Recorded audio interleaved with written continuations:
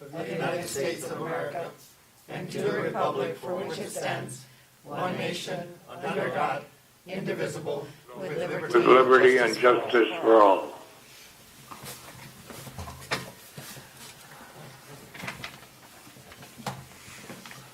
Roll call. Mr. Ramos? Here. Mr. Lindemann? Here. Mr. Sabay? Here. Dr. Gomez? Yes. Mr. Breen? Here. We have reports down, and I have the governing board members down there as well. But was there any type of a report by the superintendent that you would like to make other than what you're going to talk about regarding what the revisiting of the hybrid or the distance learning agenda item? No, just as a report, I do want to say that our Q2 is ending for all of our schools with the exception of Douglas High School because they are on trimester period, so their quarter is a little bit different. But the official ending of Q1 is over, it ends on Friday. So all teachers are submitting grades, and to Power School students will be receiving a report card next week. And I just want to really stress that to our parents, that grades are being taken on a daily basis and report cards will be issued. The other thing I want to report is that our learning spaces, students in learning spaces have increased over time from the initial start of our online program, which was August the 17th. And we are running into some issues with being able to provide the adequate staff to be able to take more kids in, because as the information got out there as far as staying online, then more parents started to say, you know what, I need a learning space for my child. So that is it's a good problem. But it's one that we're going to have to resolve and find whether we employ more staff under and utilizing some of the CARES Act money to be able to give some temporary employment as long as we stay online so that we can take more kids into the safe learning spaces. So that is, I mean, it's a good problem. It's one we're going to learn to deal with and hopefully be able to take more kids. Our families are getting a little desperate with having that support system or lack of support system at home. And I think that's what's creating some of the issues. And of course, obviously some academics. But just on a good note, the kids that are attending the learning spaces right now, I've seen great learning activities. I try to visit schools at least every Wednesday and engage with the kids. I talk to them. We visited every site. And the Halloween festivities that usually take place in schools will be taking place for our schools.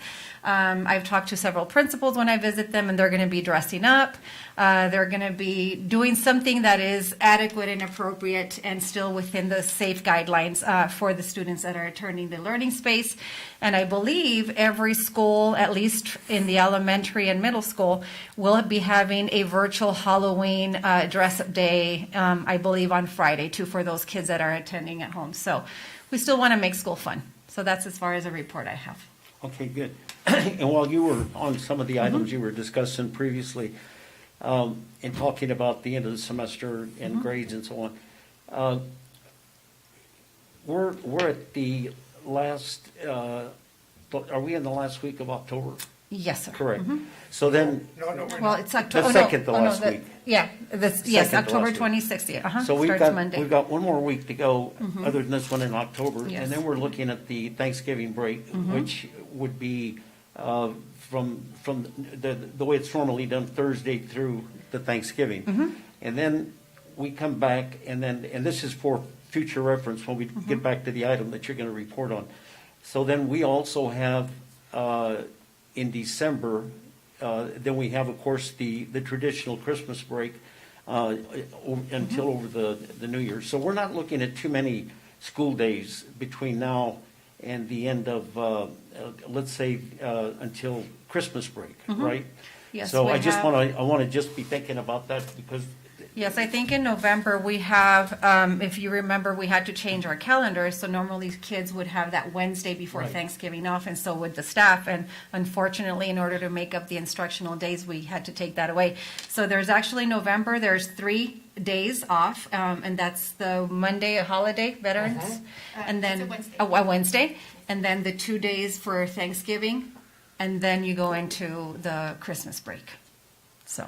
Okay, and Yes. then, members of the board reports, anybody, Mr. Lindeman, Dr. Gomez, had a report? No, I just had a quick question on the second quarter. When does the second quarter technically end then, isn't it? It's, I have the dates here, so it ends December 22nd. Okay, so it's going to go way out until almost Christmas time. Yeah, usually that's how the quarters go, so quarter 2 always ends right before the Christmas break. Are there any breaks in December? No. Okay. No. Our vacation starts, December vacation starts December 24th. 23rd. I'm sorry, the 24th. We go up all the way to December 22nd, and then 23rd is that Wednesday. Is it? When do they come back, January the what? Students and staff come back January the 7th, Dr. Ed. That's a 7th. Thursday. Is that at 9 weeks or is that at 8 weeks? I believe that one was 1, 2, 3, 4, 5, 6, 7, 8. It's about 8 and 2 days. Eight and Almost, 2 yes, days, uh-huh, okay. yes. Okay, so I guess we do have quite a lot of time. to spend Instructional in time, school. yes. Yeah, if it's appropriate, I wanted to ask a question of Ms. Samaniego. When you, I saw that thing on Facebook that we're going to go to 4 days a week of instruction. Can you speak a little bit about that? Because I have a question on if a family has more than one student online with a school computer, and now they're going to have to be more, is that going to cause problems? It may, and if that's part of the Well, agenda let's- item. Let's Oh, cover okay. that Oh, okay. during the Mm-hmm. report, that item on the agenda. Okay. Mr. Ramos, do you have a report? No, no. Mr. Did I Sabal? read the report? Governing I board didn't- member report, governing I board. didn't hear you, I'm sorry. Do you have anything to You're report? breaking up there. Do you have anything to report, Mr. Ramos? No. Mr. Sabal, do you have anything to report? No, ma'am. Okay, and the only thing that I want to comment on under reports is I just want to reemphasize the emergency policy that the board adopted because of the COVID, and it was for obvious reasons, and it's GB dash, and it's also part of a reg, and it's the one that deals with all persons, including but not limited to staff, students, vendors, visitors, volunteers, shall wear a cloth face covering while on any district property, in any district facility, at the district event, whether indoors or outdoors, and in district vehicle, including district buses or vehicles rented or leased by the district. And the only reason I want to bring that up is just to reinforce for the administration that there's some concern out there by some of the employees in various departments that that is not being promulgated, that the policy is, but that they're under certain, in other circumstances, some of the employees are not abiding by that. And it even goes so far to say that some are administrators and department heads.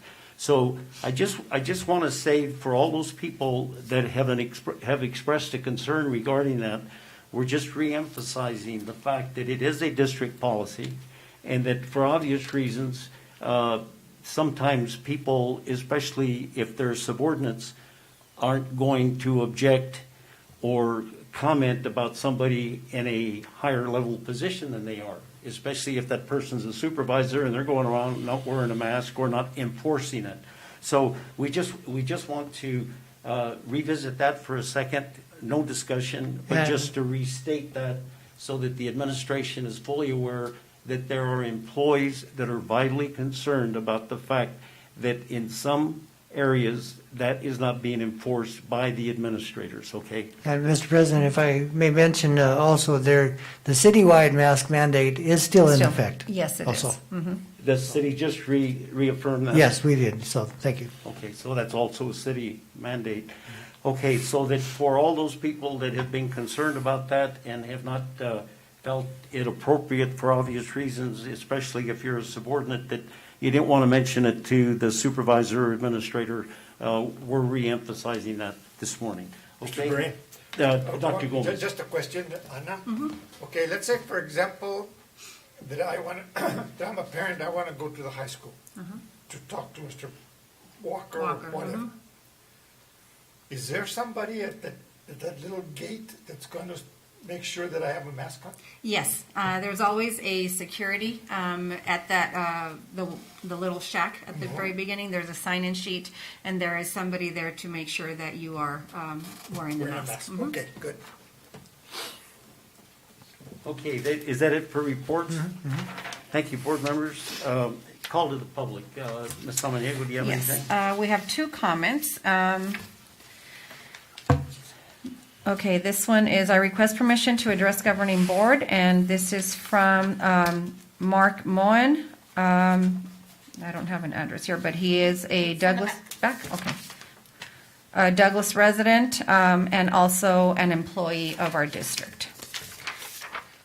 And he is representing on behalf of his 3 children. Mr. President, members of the board, Superintendent Samaniego, my name is Marcus Moen. I am the father of 3 students in the district, as well as a classified staff member. I am writing this letter as a father to express my desire for my children to go back to school, as well as my displeasure at the current school model. Our children have been out of school since spring break of last year. This is approximately the 33rd week of not returning to school. Most kids are using the online feature for the school district, and the results are, at best, hit or miss. Many students are upset with the lack of interaction, lack of help, and lack of learning from the system. I know it is best that could be done with the, I know it is the best that can be done with the resources we have, but it is still failing. Most, if not all, schools in Cochise County have resumed a hybrid approach for returning to school for their students, and Douglas needs to follow suit. I know that there is a lot of fear out in the world and country and our community regarding COVID. We have seen cases rise and fall over the last 6 months, and they never seem to go away. This is our new reality. We must learn to face it. We have been hearing from parents and staff saying we should continue online for the safety of our children and our staff, and I agree with the safety concern. However, people continue with their day-to-day lives without changes, so why should the schools be the only thing shut down? All grocery stores have remained open throughout this crisis. People have continued to shop every day. Clinics and hospitals have remained open while continuing to see patients. Even the places that had been forced to close have reopened and are now getting customers to return. Our classified staff members have been working directly with students since the very beginning of this entire situation. These school staff members, with the exception of one school, voted overwhelmingly to resume some form of return to school. Our certified staff also voted overwhelmingly to stay online. I feel that this shows that the fear of the crisis is being driven by the lack of interactions with other people. While yes, we have had a couple of incidents in our schools, your chances of contracting the disease is just as likely at the gas station, grocery store, or at a family and friend's home. Schools are a vital place in our community, and the children of Douglas deserve better. The option right now only speaks to the parents and staff who want schools online only. With the hybrid approach, the parents who want to keep their children at home still have that option. This will just allow the parents that want their children to get back to a sense of normalcy to begin to achieve that. We all want what's best for our children, but parenting is different for every person. A one-size-fits-all approach does not help our kids. I implore you to reconsider your vote, and instead of allowing 50% of parents to dictate the choice for 100% of the students, your vote to return to hybrid model while still allowing an online option which gives 100% of the parents a choice. Thank you for your time. And the second comment is from Nathan Darris, and he is an employee of our district, band director. And he says, I request permission to address the governing board. on the following item on the agenda. And this is not really one of the agenda items, but still a call to the public. Congratulations to the following students who have registered to be part of an amazing experience with U of A this week. He would like to recognize Angel Dominguez, Diego Martinez, and Hugo Tovar, who will be playing along with some of the top musicians and faculty at the University of Arizona in a virtual format all day on Saturday. The sights and sounds should be an amazing experience, and their dedication and devotion to taking a non-school day to do this is extraordinary. I am looking at more opportunities in the future for our musicians in our district soon. Thank you for your time and consideration. And so that is something that's happening for our DHS kids, and that's really nice. Okay, good. Thank you for that. And thank you for those people for commenting. Action, item 2A, discussion action on the reaffirmation of the official Douglas High School logo. And members of the board, you'll see that there's included on that item in the backup information, and hopefully everybody got that. It's really kind of odd that this board even has to address this, but the fact is that over the years, this thing has gotten completely out of hand, and I think included in the packet, you're going to see, I believe, at least 20 different logos that have been used in the recent past, and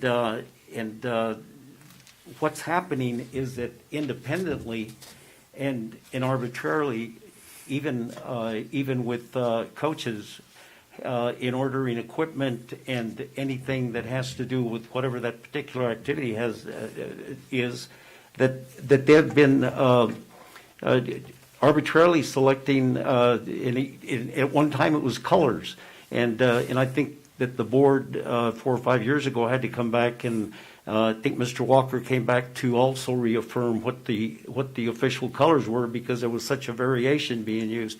But we're here today because we need to reaffirm that the official bulldog is the traditional bulldog, and to wit, it's the one that's on the facade of the gym. It's been there for years and years. It's the one that's on the scoreboard, the marquee at the high school, and more importantly, it's the official one that's on the bell tower. And I think you've got a picture of one, and Dr. Ed, you've got one there. It's that one there. And that's one that we're going to be reaffirming today. And that's the one for official use, the one that is only approved by the district to be used officially in any district-related activity or displayed in any way by anybody that's affiliated with the Douglas schools. Now, I want to make sure, because somebody asked me, can the local vendors sell a different bulldog? Absolutely. But will it be one that would be recognized by the school as an official logo or used in an official capacity at any event or a type of competition that Douglas High School is involved in? The answer is no. I refer you to the recent controversy at the county over the logo and the upheaval they had over the I guess you might say the pirating use of another Cochise logo. And then also Arizona State had a big controversy over Sparky and the fork, and it goes on and on.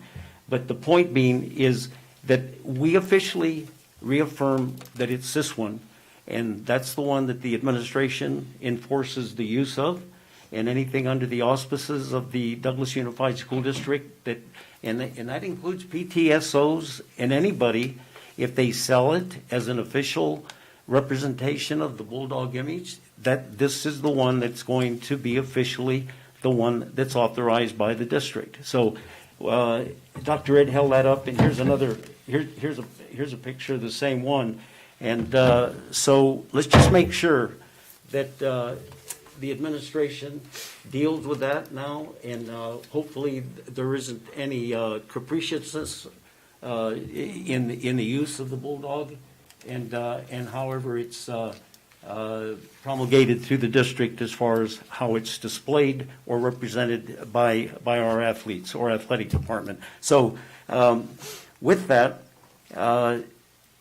let's get a motion on the floor to approve, or not to approve, because just reaffirm and then we can open it up for discussion. Mr. Lindman, you have a motion? Yes, yes, thank you, Mr. President. I move that this board reaffirm that this hereby presented bulldog image is the only official and traditional image of the formally adopted mascot of the DUSD District 27 for all activities and displays officially associated with or otherwise representing or fall under the auspices of the Douglas Unified School District, where the image is portrayed as an official representation of the Douglas Unified School District, and that no other image be used in any way to represent the district. Very good. Is there a second? motion.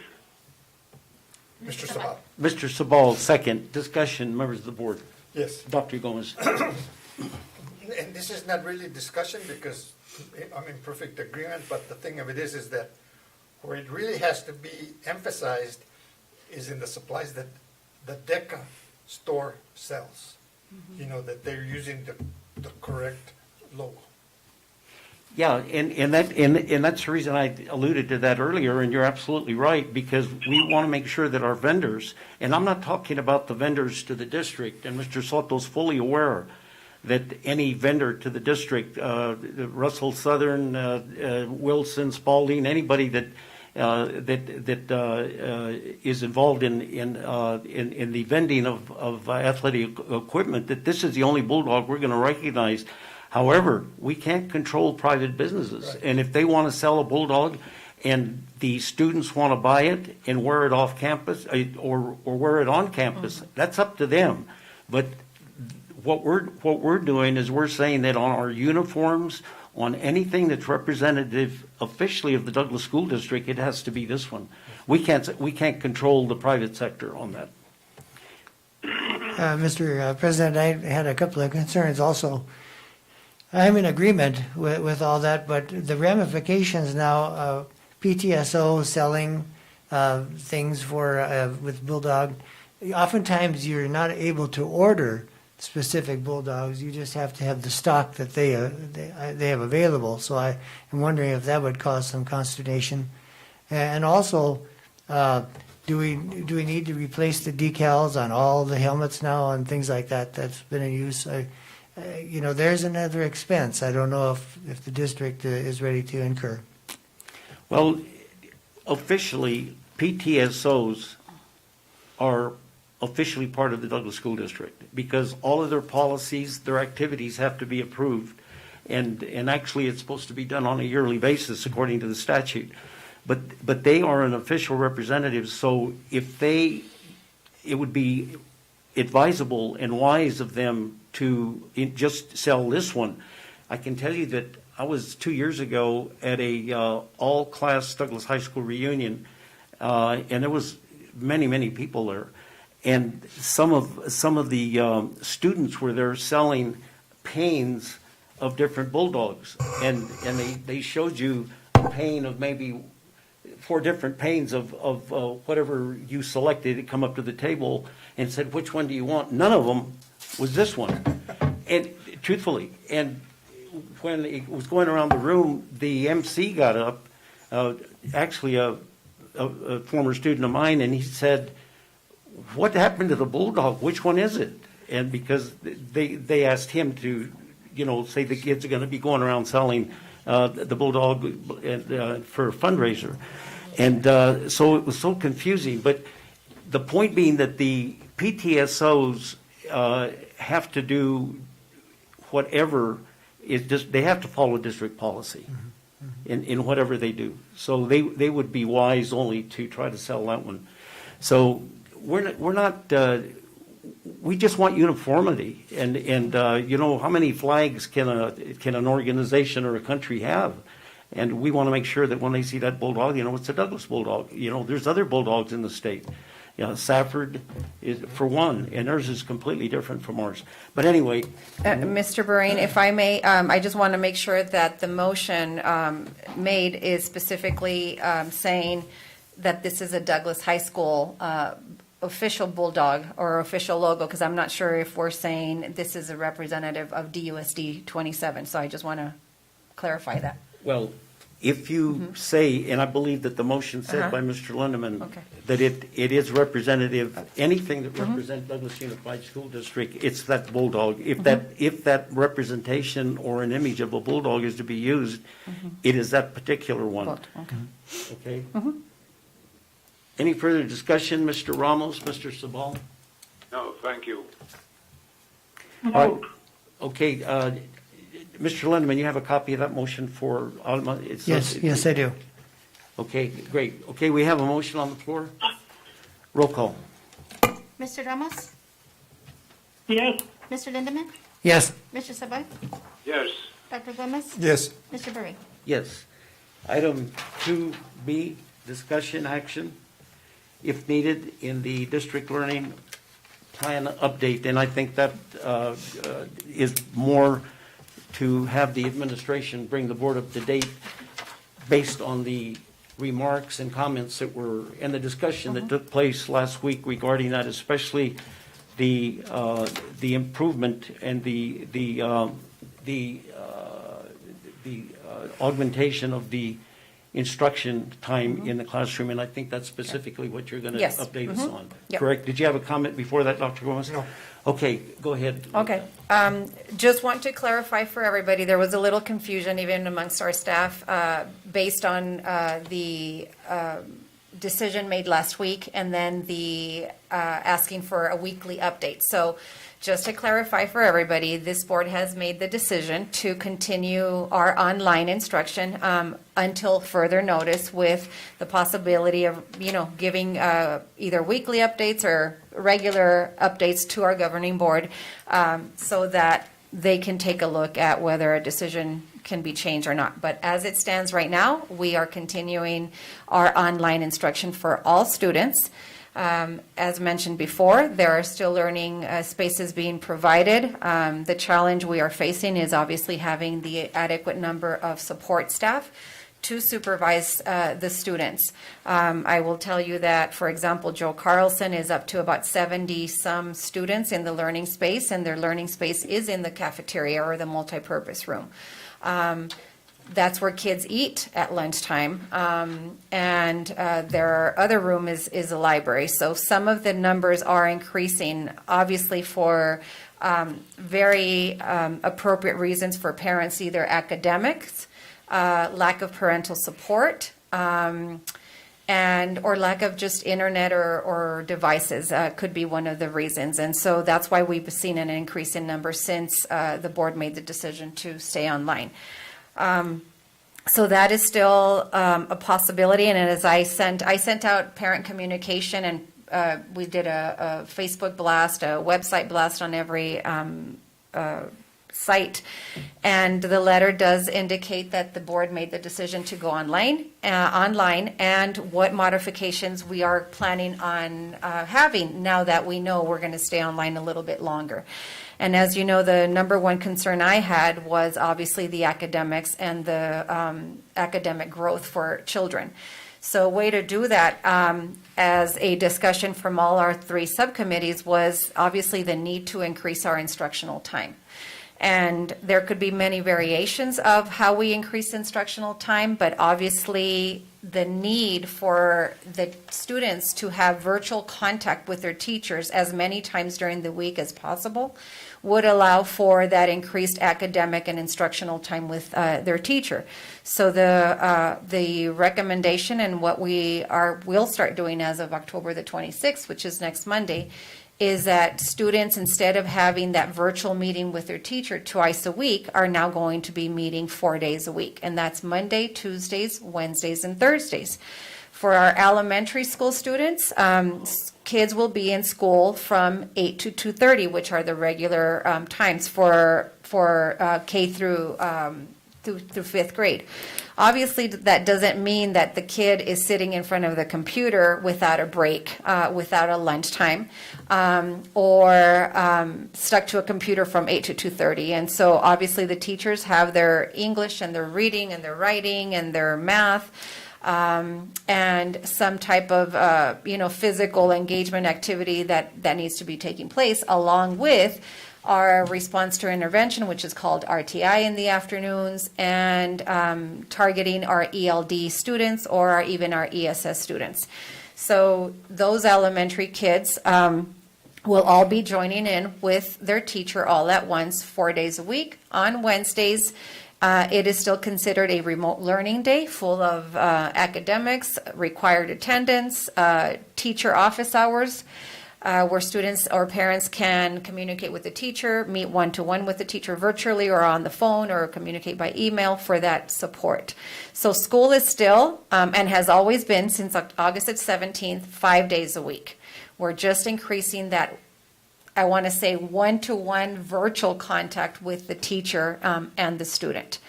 Middle school is also 4 times a week, same days a week, and the way that we're even increasing the instructional time for middle school is that the time every period is taking place is being increased by 10 more minutes. So every period will now be 40 minutes, and school is from 8 to 3 with obviously a lunch break component in the middle. And then high school is they are also now meeting 4 times a week. And so students were also categorized as A and B students, meeting twice a week. So DHS teachers have, agreed that in order to really reach out to their students, and especially you have a lot of kids at the high school taking AP courses, and those AP students will have to pass a test at the end of the year in order to get that AP graduate level credit for college. And so with twice a day instruction and 3 days of remote learning is definitely not enough, especially for our, those kids that need to be challenged on their AP courses, and then those students that are really struggling with school. We have seen an overwhelming amount of Fs, and I will say that this is across all grade levels. And so that could be for many reasons. Students not participating on online learning, students not fulfilling their academic needs by online learning, and obviously the challenges that online learning brings all together. And so we will be addressing, tomorrow I have an admin meeting with all of our admin team, and be looking at what is our focus and what will our plan be to address the high number of Fs that our students are having, and how are their teachers going to be targeting those kids so that we can see a better academic turnaround next quarter. Every student needs to be on track. Every student needs to pass on to the next grade, and even more so at the high school, we need students to graduate. And so for as long as this is going to last, our students need to know that this is not optional. School is not optional. And unfortunately, I will say that from October the 1st through now, we've lost 15 more students due to a 10-day drop. And so this is just students that are not accessing online, are not doing the paper optional packets that are being given by the elementary. And so that's 15 more students. So I will say that up to date, we've lost about 400 students. And that is, still very, very concerning. So that is the biggest change. The whole adding the 4 days of virtual instruction with the teacher. Now, to answer your question, Mr. Lindemann, we did discuss that in some of the subcommittees about the fact that some families may have 3 children already at home and may have, let's say, 1 device or 2 devices, and they've been alternating because either some of them have been A-day students and some of them have been B-day students, allowing for the sharing of the device. And so knowing now that all kids will have to go to school and meet with their teacher virtually may pose a challenge, because the information is just being shared out by the schools. What part of my conversation tomorrow will be with the administrators is that if a parent reaches out to them and saying, okay, well, I have 4 kids and now they're all going to be going to school 4 days a week, what can I do? How can the district support me? As I mentioned, one of the last meetings, we are ordering more computers. I think we ordered 100, Mr. Durazo? And so 100 doesn't go a long ways when you may have 200 kids that need it. But I think for the most part, as I said, we gave at least 2,000 laptops. And if that problem does come for a family, they are to reach out to their school and see how the school can assist or the district can assist those parents. And if we have to make room for a learning space because that family needs it and they are desperate, well, then we're going to have to accommodate them. That is under the executive order, and the executive order did say, provided that you are open 5 days a week for the number of hours that your school was open last year, and that you provide a safe learning space for a child that needs it, especially ELD, ESS, homeless students, we have to abide by that executive order, and we're going to have to do whatever we can to provide more spaces for our children. One of the things that I said we may have to do is look at hiring some instructional support staff who are really the ones that are attending to the needs of the kids right now while the teachers are in their classrooms teaching. And if we do employ some instructional aides, we do have that flexibility through the CARES Act money, and we did leave some money set aside for salaries in the event that we would need more custodians to clean, more bus drivers, or more support staff. And so we will be looking at that as we see the list of waiting list for learning spaces increase at mostly every site. And the need for having more support staff to oversee them. So it is a potential problem.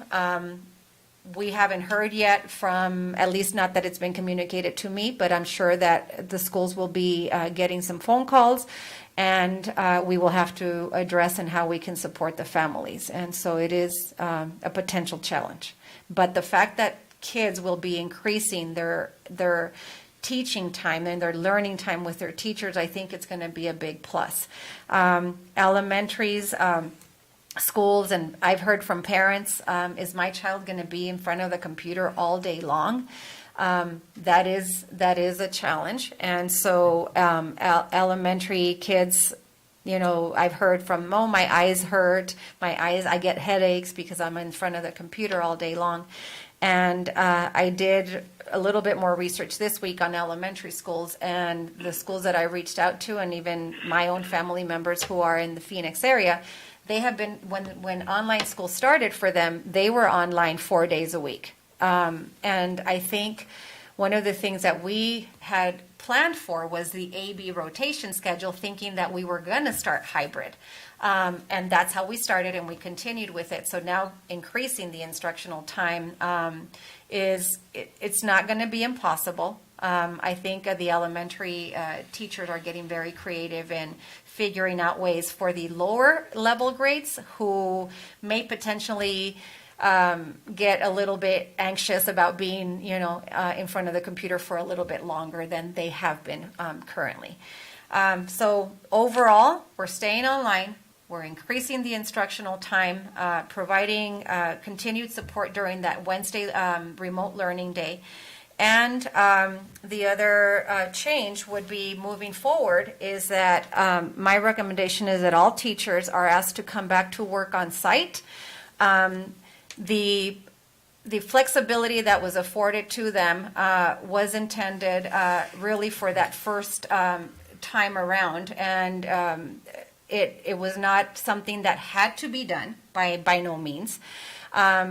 And so the recommendation is that all teachers are to return to work on site, and only those that have a serious medical condition that is documented and that we're aware of by doctor documentation with the approval of the principal will be the only ones that considered, and a second approval from Mrs. Koch, Assistant Superintendent of HR. And I think that's how we're going to get, everybody to work back. And I want to reiterate to the teachers that have been working from home and that had a concern, you will, they're by themselves in the classroom. And the teachers that I've spoken to that have been working on site, For the most part, I don't think there's been any issues. If they don't want another adult walking into their classroom because of the fear of COVID, then that has been respected. If there's anybody that they cross paths with in the hallways, it's maybe when they're going to the restroom, when they're going to the office. But just a reminder that the children are not in the classroom. And so I think it's time that all the teachers get back to work with that exception, as I mentioned. Why don't you kind of elaborate a little bit more about, and be more specific about the teachers working on site? Okay.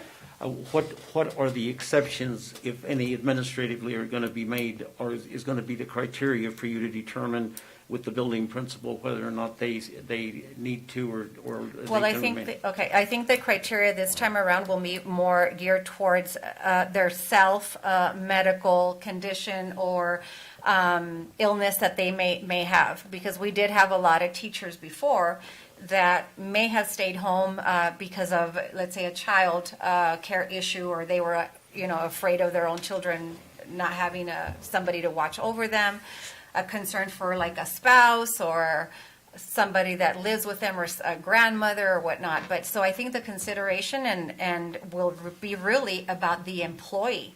And if they have an underlying condition that could be, that either has been documented, many of our staff, some of our staff may have already some type of an accommodations plan because of a medical condition. And so it will be something that they will have to have a discussion with their administrator, and obviously the consideration will be if they have an underlying condition that can prevent them from doing their job on site in a very secluded area, which is their classroom, and really not having to associate themselves with anybody else if they don't need to. Okay, that was a major concern and question to Dr. Gomez's, and I don't know, is that an appropriate answer for you? Well, yes, but I would just say one thing, Ana. Okay. Instead of using the word recommend, Uh-huh. I think you should say, teachers are going to be told to return back to work unless they have the criteria to be exempt. Okay. Yes, Yeah, and to me, it's gotta be emphatic that they have, They have to return to work. They have to go back to the classroom. and I'm in agreement with that. What we're going to do is, if you recall, we had a form that the teachers had to fill out the first time around, and they met with their principal. And obviously, there was a lot more flexibility that first time for different reasons. And so that same form, will have to be signed by the principal. And what I want to do stress is that this does not have to be approved by the principal. That the very specific conditions of the request have to be met in order for the principal to agree to that. But all teachers will come back to work unless you meet with and have that approval from your principal for that. So you're basically saying that administratively at the building level, that's where you're going to determine that. And of course, in every situation, there's an appeal. And so they can appeal the decision at the building level. But the first level decision as to whether they can do or not will be handled by the building principal. Okay. Yes. All right. Is Mr. Soto on the line? Yes. Mr. Soto? Yes, I am. Okay. This brings back again the dilemma that this board is going through individually. We've got the other facet now and lost 50 more students, so that's significant. We talked about last time we met that we're influenced by finances, by unfortunately having to contrast the health, safety, and well-being of our students and our staff with education. And that's a terrible decision to have to make when you have to make that kind of a decision. We're all going to be coming from a different point of view, and when you have to opt, when parents tell you, I don't want my kid coming back, and you have teachers telling you, I'm not coming back. If the board makes the decision that we have to come back, I'm going to retire or I'm going to resign. I hear that all the time, and I hear from teachers and I hear from the public. And I also mentioned last time that it's political. And you think, well, why is it political? Well, we're elected officials, politically elected officials, so that certainly has to be something that we have to, not that we're going to make a political decision, but when I say politically, that we listen to our constituents who happen to be the patrons and the parents of the children in this district. So again, we're faced with that dilemma. We're going to lose 50 more students, or we've already lost them. That's going to be a tremendous amount of money. So this board has to decide, can we keep going the way we're going? And financially, it has to be paramount as far as a consideration. Are we going to be okay? I mean, are we going to be able to honor the contracts, especially because that's the biggest part of our budget? So let me just quickly ask Mr. Soto. 50 students represents another significant amount of money to you, right, Mr. Soto? Correct. That represents close to $250,000 more. And so Mrs.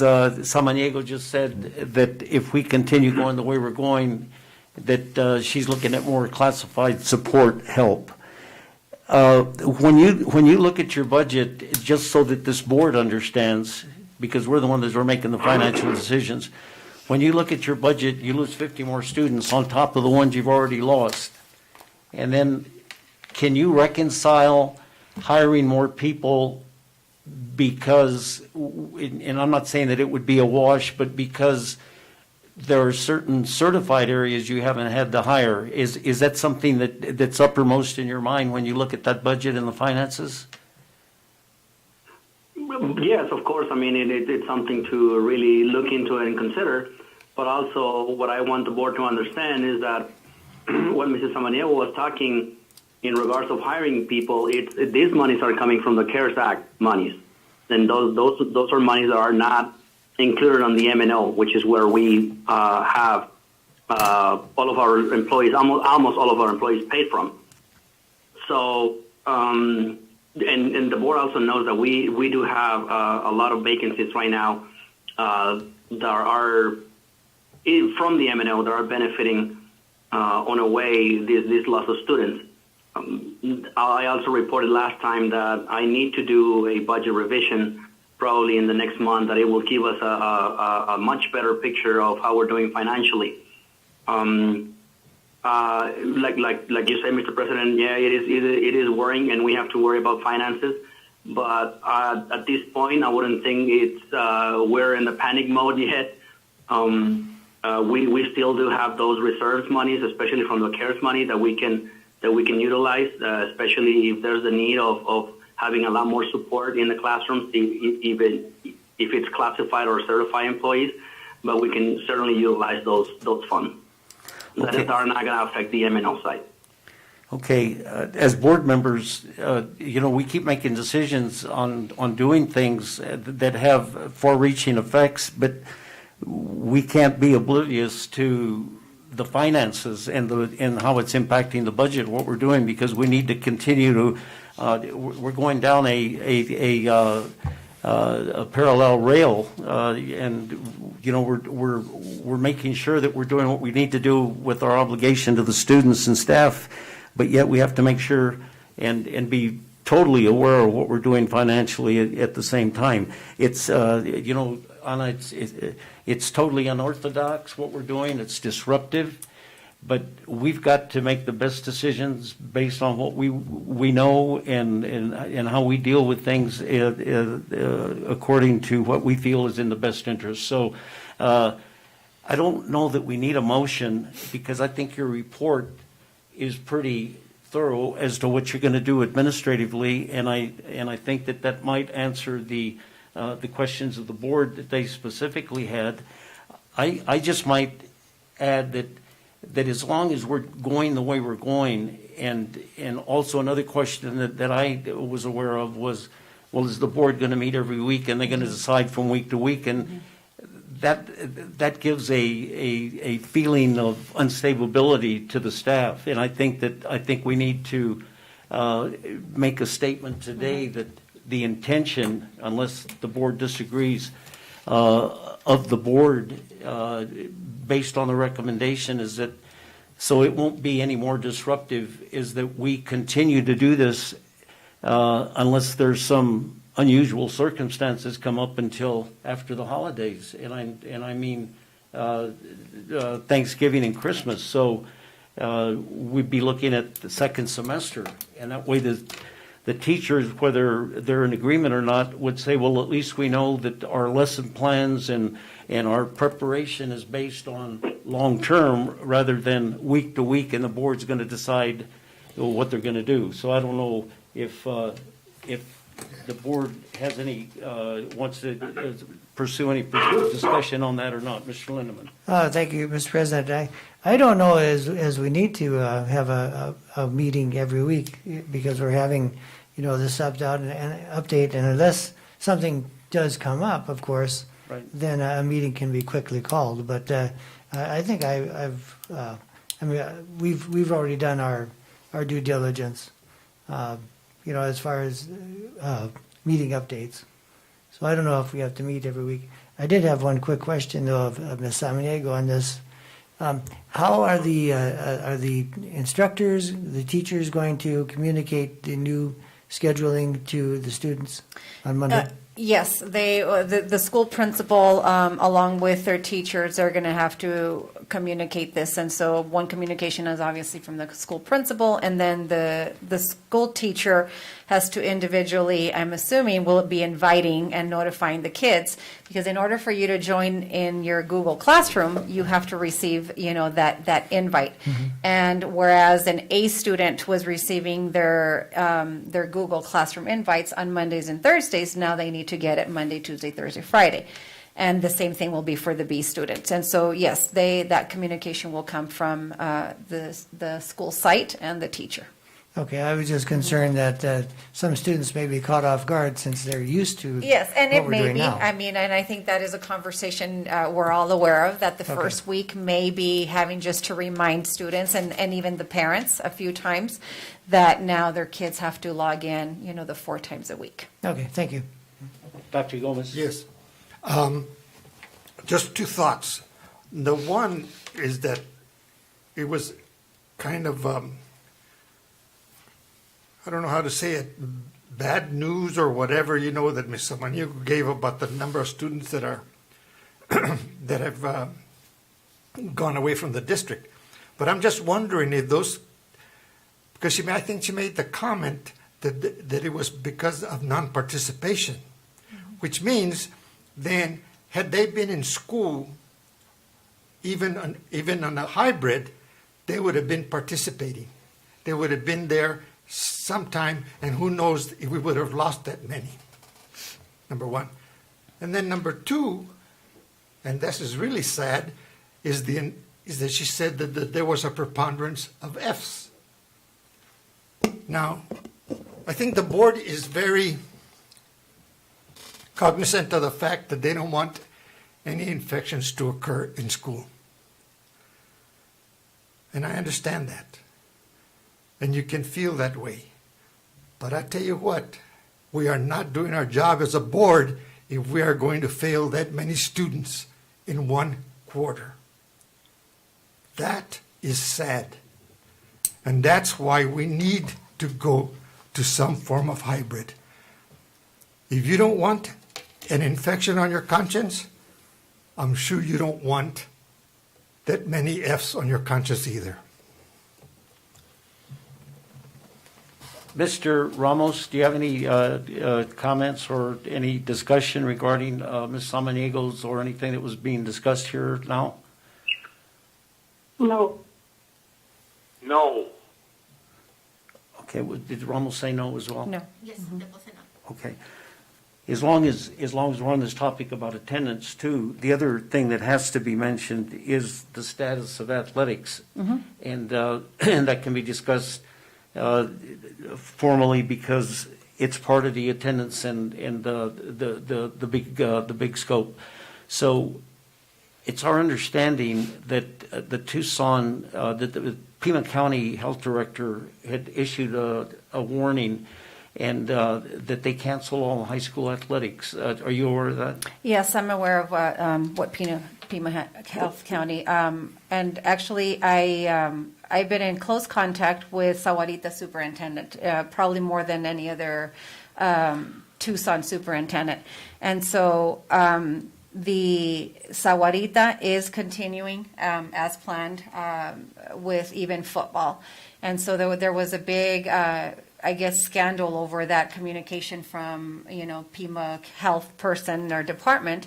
And so they, even like DUSD, I think most of the superintendents, from what I hear, even from speaking to Mr. Ortega, our athletic director, that most of the Pima school superintendents have kind of all agreed that they were going to put a hold and just take direction from the health department and in making decisions about their athletic program. For the most part, I think they have all been involved in the phased-in approach. But as far as competition and the biggest issue or the biggest concern is over football. And so Mr. Benny Valenzuela, superintendent of Sahuarita, we spoke on Sunday again, or on Monday actually. And they're staying on course. That was kind of a direction, but not, guidance from the Department of Health. Obviously, parents are very upset about, the whole athletics being canceled in the Tucson school districts and all that. So I am aware. I don't think that every district has made that decision. I think it's still up to the district level decision and school boards. But I do know Sahuarita made the decision to go along with their plans. I don't know about the other districts yet. I think Well, I know DUSD, South Point, they canceled their season. I think they had they had an outbreak, right? Or I yeah, think they had an South Point- outbreak, and they just canceled. Mm-hmm. But what does that do to us when the majority of our competitors are? What I think it may Tucson? possibly do, and again, this is from in my conversations with Mr. Ortega, is that depending on what some of these schools do up in Tucson, we may be limited to the teams that we play. And Sahuarita superintendent said the same thing. He goes, we may be limited depending on what others do to the number of games we have, to who we compete against.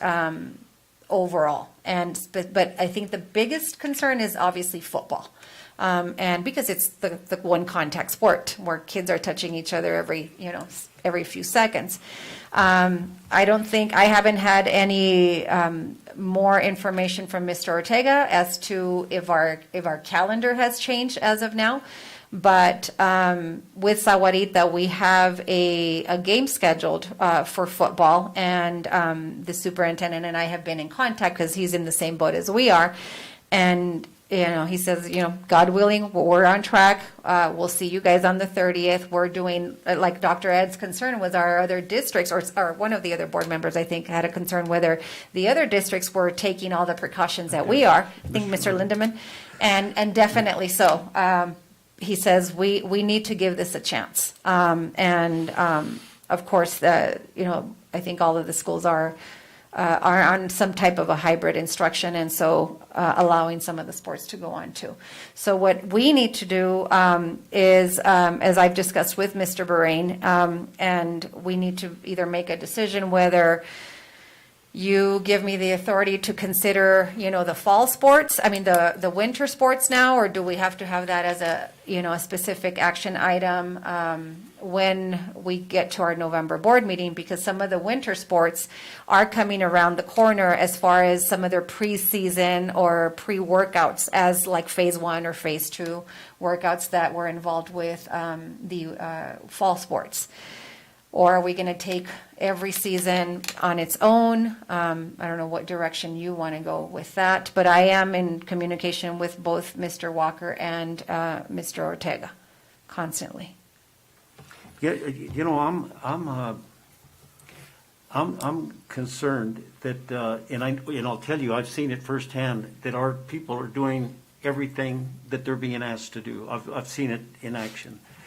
But the problem and the fear is that if we knowingly send our students into an environment that we know that has already been labeled as being inappropriately, or not inappropriate because that's not what they're saying, but that they've issued warnings because of the prevalence of the the virus there and been advised to cancel, are we doing right by sending them into that environment?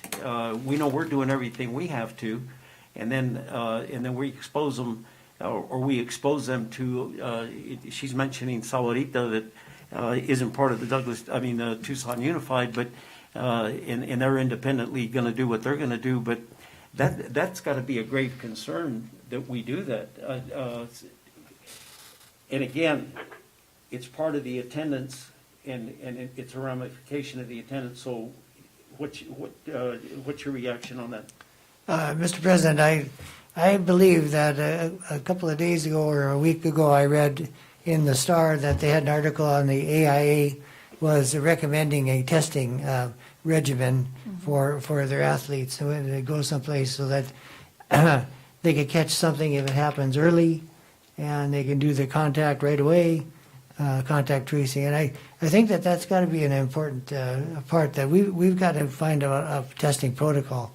And I'm thinking about basketball season. You know, now you're going to be indoors, albeit though there's less athletes, less people, but there's close contact, and you're indoors, and you know, we've got to have some kind of a testing procedure, I think, in place. Dr. Gomez? Okay, Mr. Brain, you know, probably you were talking about South Point with their football program, because it was today in the paper that they've had cross-country. They had a meet, and they had several schools there at that meet. And so they're participating in some sports. Now, as far as I'm concerned, you know, whatever, you know, the board decides, but did I see on Facebook that the Douglas Bulldogs were in phase 4? They're, depending on what sport, because if you remember on the presentation that, and I wish I had it right in front of me, No, but wait, but no, this is particularly football, because they had a picture of the practice and saying the Bulldogs are in phase 4. yeah, that's, the 30th is one of the games that I know we have scheduled for, with Sahuarita.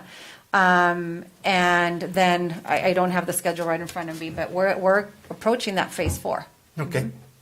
And so, if that is a decision that, you know, whether, then I need to know so that I can communicate that with, Mr. Ortega, if we're not going to, you know, let's say allow the football team, which is, I think, the one area of, the one sport of concern more so than the others, because the others, a couple of them have been, you know, virtually as explained by Mr. Ortega, and then others have been able to do some type of competition.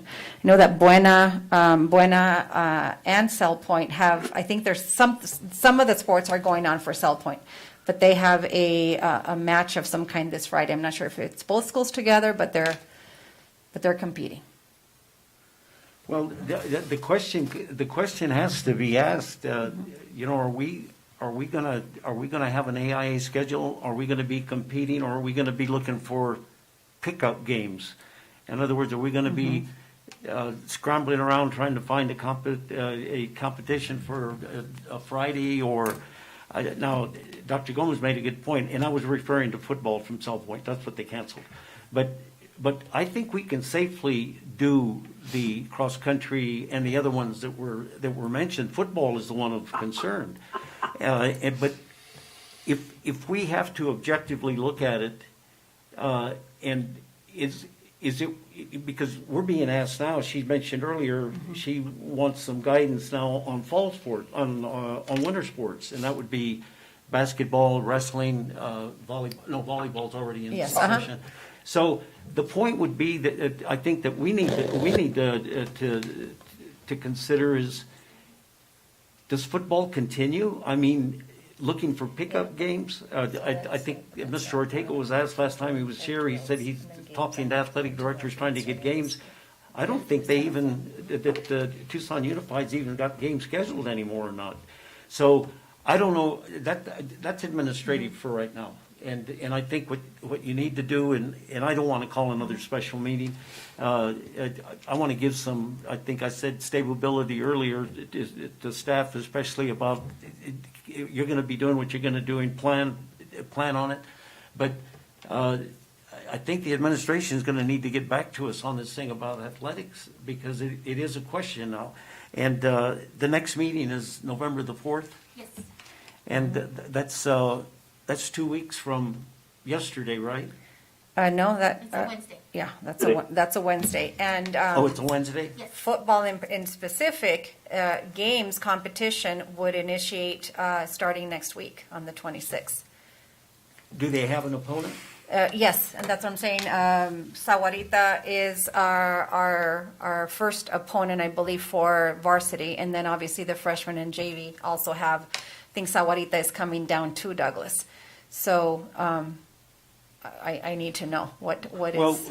but remember, we had left it up to you. Yes, yeah. We had said at a previous board meeting that unless there were some very unusual mitigating circumstances, that she would come back to the board. So that's part of that discussion we had, where we're leaving that up to you. Okay. So whether they play or not Okay. is up to the superintendent. Are the board members okay with that? Yes. Mr. Ramos and Mr. Sabala, you okay with that? Yes, sir. And I think Yes. Mr. excuse me. Ramos? I said yes. Yes, okay. Go And ahead. in terms of the testing, protocols and all that, I would need more, I think I would need some legal advice as to where we can enforce, our students, athletes, you must have a test prior to attending, going to your football competition or anything like that. I'm not sure that we're able to even do that at this point, but it's certainly something I can look at. Well, there's no doubt in my Yeah. mind that the trust is going to tell you that the board can make any policy they See. want. If students want to participate in a certain event or athletic event or an activity, that if the board promulgates rules or policy that says that if you want to participate, you have to have a doctor's release, you have to have a physical, you have to have all these different things that are required. And if we said you have to have a COVID test, I'll bet you I'll be willing to bet that the trust will say, yes, if you want to make that a provision for them to be able to participate, you can do it. So that would be that's another dimension added there. No. But Dr. I'll tell you, my grandson, and this is in California, they started full practice yesterday, but on Monday he had to have a COVID test before beginning the season. Before beginning to practice, yeah. Each individual, I think. Yeah. So that's a lot of, that's a pretty big burden to put on your back, but for you to make that decision, because coupled with that, the next question is going to be, can my mom and dad come? And are we going to sell tickets? And who's going to work? All of the other accompanying considerations when you do something like that. So Of course. And I do have some information pertaining to fans. And so right soon after we met here as a board, and the board made the decision to allow our fall sports to continue as planned with all the faces involved and presented, we did meet. I met with Mr. Walker, Mr. Ortega, and several of the coaches. Well, I think all the coaches for the fall season sports. And obviously, they had a long, extensive discussion about, what are the protocols? Are we going to allow fans, or are we not going to allow? And so Mr. Ortega had different ways that different districts were doing it, from allowing, 4 parents to 2 parents to no parents, to allowing visitors and, things like that. And so as I want to say a committee of the fall sports coaches and athletic director principal, they agreed to, if it was, for example, football, and we were allowed to have games and things were smooth as possible, it would be, I hope I'm saying this correctly, but they determined that either it was 4 pre-sold tickets by each player, and they would be limiting the number. Once the number of tickets for the players exceeded, or let's say there were 20 left, then those 20 could be left to open up to the public to be sold. If it was visitors, obviously some of the parents now are going to be traveling and bringing their children to the games to avoid them getting into a bus. So what the other school districts were doing is for visitors, they were saying, okay, two per athlete, because if you have to, what are the parents going to do? Just sit in the car and, wait for 3 hours after the game is over. For any indoor activities such as volleyball, well, that's the only, that's the only other one sport that's inside. Because it's inside, we said two, limit it to 2 people. And that's what they proposed to me. I said, let's do that for now. And if it doesn't work out, if we see that it is not working out, then we will just say absolutely no fans. The requirement of wearing masks is going to be enforced. Everything is going to be pre-sale so that they can control the number of tickets that are being sold and the amount of people that are trying to think, oh, there's a football game, and the masses of people are going to get there to buy a ticket. So all of that has to be, obviously, will be communicated and announced by Douglas High School. So that is a conversation that already took place to avoid, are we going to, are we not? And let's limit it to what we can do right now and what we're willing to do if everybody abides by the rules. And if not, then we won't. That puts a tremendous burden on staff at a game, trying to enforce how many people come in and who doesn't, making a determination there, and then having confrontations and whether they're allowed in, number one. Number two, whether they're going to wear a mask or whether that's going to be one of the obligations, or is it going to be distancing it? And there's also the temperature checks. Yes. That's just another level, of precaution. Board members, again, I think it's always extremely important that when we walk out of here, that things are clear, because regardless of how hard we try and how explicit we try to be, there's always a miscommunication or misinterpretation when we leave. And so we want to make sure, and I'm that way anyway, but I just want to make sure that whatever is decided or discussed as a edict to the superintendent, that it's clear. Are we, first of all, are we in agreement that we're letting her handle the decision regarding whether there's a game or not, and then what the particulars are surrounding the event? Are we clear about that? Yeah, I think that's a good option to have Ms. Samaniego, who's the closest to these things, try as much as she can to make sure that we have all of these mitigation in place. And then I say let's try it and hope for the best, because if it doesn't work out, if someone gets an infection, of course, then we close it all down again. But going forward, I think that everything we're doing in place is just. Dr. Gomez? No, the one thing that I just want to emphasize is that we have to have confidence in our staff, in the superintendent, in Mr. Walker, Mr. Ortega, and all the coaches, that they have the best for the student in mind, and just have confidence in them. That's all that we can do. Yeah, and as originally stated, when I've seen what they're doing, I have no problem at all with what we're doing. As I said a while ago, it's and we certainly have that confidence in them, or we wouldn't even be at this stage. And that's a good point. But I just want to make sure that the superintendent is comfortable. No, I am comfortable, and like I said, I communicate with them regularly, and we'll be approaching, each particular sport and phase, and making sure that Mr. Walker is well aware of what's going on. I've asked Mr. Ortega to do a weekly, report. Obviously, they have their own staff meetings, admin staff meetings, and I've asked him to make sure that, every week he reports, hey, I have, an update. I have 3 games this week. This is how volleyball is going. This is what issues we've been going through. Because it's not only a matter of whether Mr. Walker knows, but it's a matter of whether their admin team knows. And they need to be well aware. Because if I ask, and Mr. Walker's not around, Mr. Ortega's not around, then Mr. Young should know what's going on and at least be very familiar.